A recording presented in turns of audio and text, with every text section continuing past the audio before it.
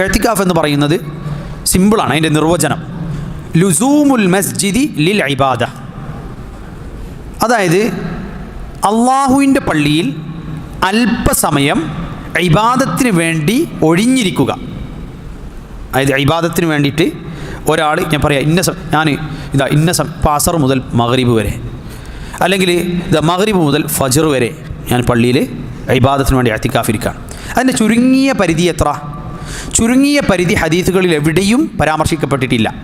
കൂടിയ പരിധിയോ ചുരുങ്ങിയ പരിധിയോ പരാമർശിക്കപ്പെട്ടിട്ടില്ല. അത് റമദാനിലോ റമദാനിലല്ലാത്ത സമയത്ത് എന്തുണ്ട്? ഇഅ്തികാഫുണ്ട്.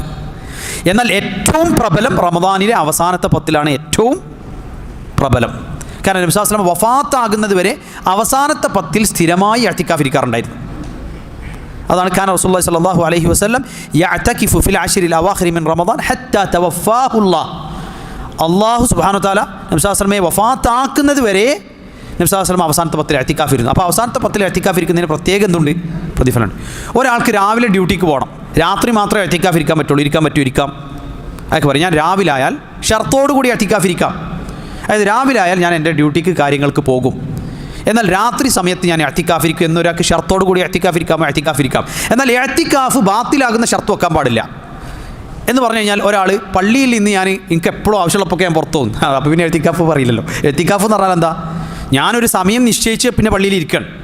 അപ്പോൾ എനിക്ക് തോന്നുമ്പോൾ ഒക്കെ ഞാൻ പള്ളിയിൽ നിന്ന് പുറത്തു പോകുമെന്ന് പറഞ്ഞാൽ പിന്നെ എങ്ങനെ ഇഅ്തികാഫ് ആവാം? അപ്പോൾ ലുസൂമുൽ മസ്ജിദ്, പള്ളിയിൽ ചടഞ്ഞിരിക്കുക എന്നത് അവിടെ വരുന്നില്ല. രണ്ടാമത്, ഒരാൾ ഭാര്യാഭർത്തൃ ലൈംഗിക ബന്ധത്തിൽ ഏർപ്പെടാൻ പാടില്ല, ഇഅ്തികാഫിലായിരിക്കും. ഉദാഹരണത്തിന് ഒരാൾ പറയും ഞാൻ മഗ്രിബ് മുതൽ ഫജ്ർ വരെ എന്ന അയാൾ ഇഅ്തികാഫിരിക്കാൻ വേണ്ടി നിയത്താക്കി ഇഅ്തികാഫിരിക്കുന്ന വേളയിൽ അയാൾ പിന്നെ എന്ത് ചെയ്യാൻ പാടില്ല? അവിടെ ഭാര്യാഭർത്തൃ ലൈംഗിക ബന്ധം അയാൾക്ക് നിഷിദ്ധമാണ്.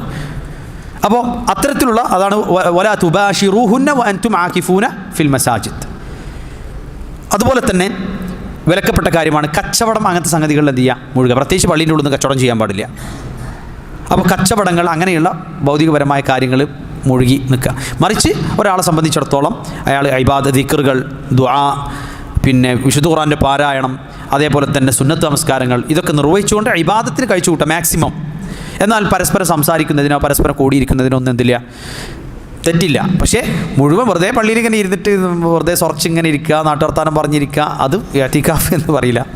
ഇഅ്തികാഫ് ആവണമെങ്കിൽ എന്ത് ചെയ്യണം? പരമാവധി ഓതണം, പരമാവധി ദിക്റല്ലണം, പരമാവധി ദുആ ചെയ്യണം. അങ്ങനെ ഇബാദത്തിൽ പരമാവധി വിനിയോഗിക്കുകയും എന്നാൽ മാനുഷികമായി ഉണ്ടാകുന്ന പരസ്പര സംസാരങ്ങൾ, പരസ്പരമുള്ള റാഹത്ത്, അതൊക്കെ അവർക്ക് ആകാവുന്നതാണ്. ഉറങ്ങുക കാര്യങ്ങളൊക്കെ അവർക്ക് ആകാവുന്നതാണ്.